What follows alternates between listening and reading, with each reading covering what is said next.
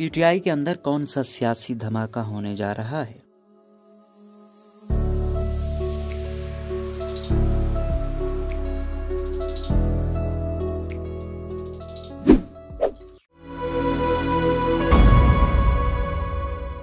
मारूफ anchor person और तजियाकार सलीम साफी ने कहा है कि फौजी एस्टेब्लिशमेंट के मिन्नत तरलों और ब्लैकमेलिंग से मतलूबा नतीजा ना मिलने के बाद अब इमरान खान के पांव की सेहत तक जमीन पर आ गए हैं। इनकी पार्टी में अंदरूनी खाना फूट पड़ गई और जल्द एक बड़ा सियासी धमाका होने वाला है। ऐसे में हुक्मरान इत्तेहाद के पास एक रास्ता ये है कि इमरान को कमजोर देखकर हिसाब बराबर करना शुरू कर दे और दूसरा रास्ता ये है कि बड़ेपन का मुजाहरा करके इन्हें मुज़ाकरात की दावत दे। इनका कहना है कि इमरान अभी तक मुज़ाकरात से इसलिए इनकार करते रहे कि एक तो इन्होंने एस्टेब्लिशमेंट और अदलियत से किसी वारदात की उम्मीद लगा रखी थी और दूसरा वो समझते हैं कि इन्होंने जो कुछ किया है और कर रहे हैं इसकी वजह से शायद हुकूमत इनसे बात भी नहीं करेगी, इसलिए उन्होंने ये रिट लगा रखी कि मैं मुज़ाकरात नहीं करूंगा। लेकिन हकीकत में इनकी 2 रुकनी टीम हुकूमत की 2 रुकनी टीम से खुफिया मुज़ाकरात का एक राउंड कर चुकी है। इमरान खुद भी तस्लीम कर चुके हैं कि इनकी हुकूमत के साथ बैकडोर मुज़ाकरात जारी हैं। अपनी ताज़ा सियासी तज्जिये में सलीम साहबी कहते हैं कि बज़ाहिर तो वफाकी हुकूमत और इमरान खान का बैठना और मुश्तरका नुकात पर मुतफिक होना बहुत मुश्किल नजर आता है, लेकिन अगर एक और हवाले से देखा जाए तो दोनों फरीकों में अब कोई बड़ा फर्क नहीं रहा।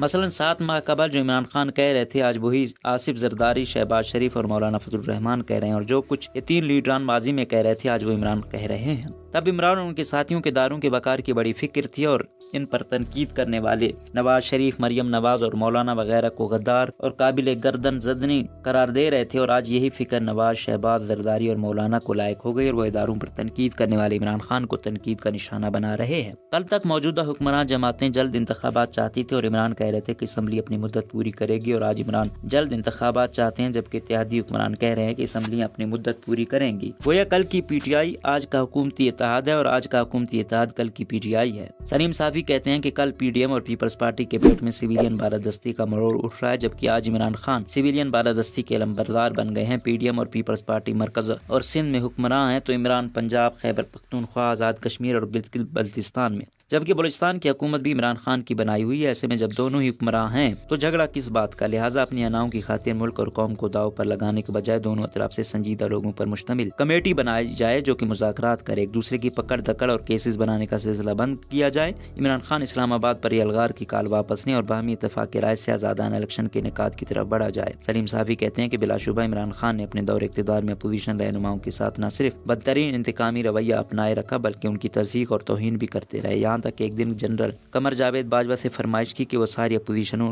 को उनके लिए जेल में बंद कर दें, और जब उन्होंने ऐसा करने से मुआज़रत की तो नाराज हो गए। इमरान खान की हुकूमत को लाने और चलाने के लिए अदलिया, मीडिया, एहतिसाब और इलेक्शन कमीशन के साथ जो खिलवाड़ किया गया बल्कि इंसानियत की जो तजरील होती रही, इसे कोई और भुलाना चाहे तो भुला सकता है, लेकिन मैं कभी नहीं भुला सकता, क्योंकि मीडिया पर्सन्स में जो गरीब सहाफ़ी सबसे ज्यादा इमरान खान के जहन पे सवार था और सवार है वो ये आजिज़ ही है। जितनी गालियां मुझे, मेरे खानदान और मेरी माँ को दी गई इतनी शायद नवाज शरीफ और मरियम नवाज को भी नहीं दी गई। लेकिन सवाल ये है कि इस पोलराइज्ड माशरे को जोड़ना है या फिर मजीद तकसीम करना है। अगर तो मुल्क और कौम की फिक्र करनी है तो फिर कम अज़ कम हुक्मरान जमातों और मुक़्तदर क़ुव्वतों को इंतकाम की नफ्सियात से अपने आप को निकालना होगा। सलीम साफ़ी कहते हैं कि इसमें दो राय नहीं कि किसी को भी कानून हाथ में लेने की इजाज़त नहीं होनी चाहिए। बिलाशुबा धूस या धमकी के जरिए किसी को रियासत या हुकूमत से बात मनवाने की इजाज़त नहीं होनी चाहिए, लेकिन जिद के जवाब में जिद, गाली के जवाब में गाली और इंतकाम के जवाब में इंतकाम बड़े दिल वाले हकीकी लीडरों का शेबा नहीं। मेरा इमरान खान के साथ इम्तियाजी सलूक तब तक का था जब तक वो ताकतवर थे, मुक़्तदर क़ुव्वतें इनकी पुष्ट पर थीं और लोगों ने दूसरे लीडरों की तरह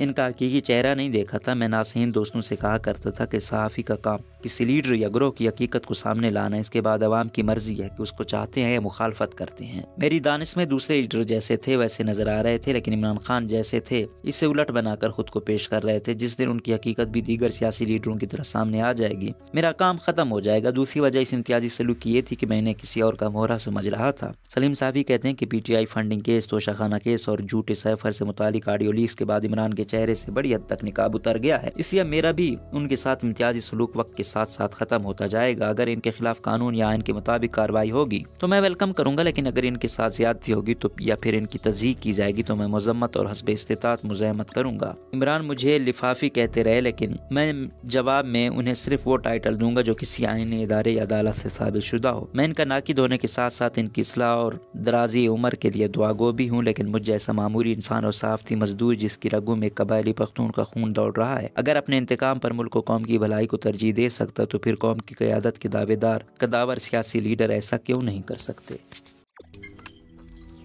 रोजनामा कुदरत की वीडियो देखने के लिए अभी YouTube चैनल पर सब्सक्राइब करें और बेल आइकन पर भी क्लिक करें।